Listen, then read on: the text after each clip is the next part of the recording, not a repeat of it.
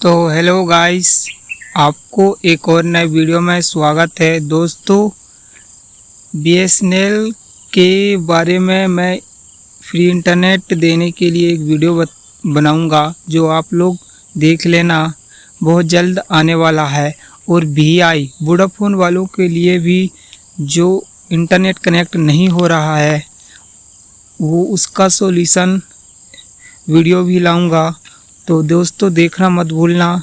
और एक बात दोस्तों, जियो के भी जो कनेक्ट प्रॉब्लम हो रहा है ना, जो कनेक्ट नहीं हो रहा है, तो उसके भी लिए सॉल्यूशन लाऊंगा।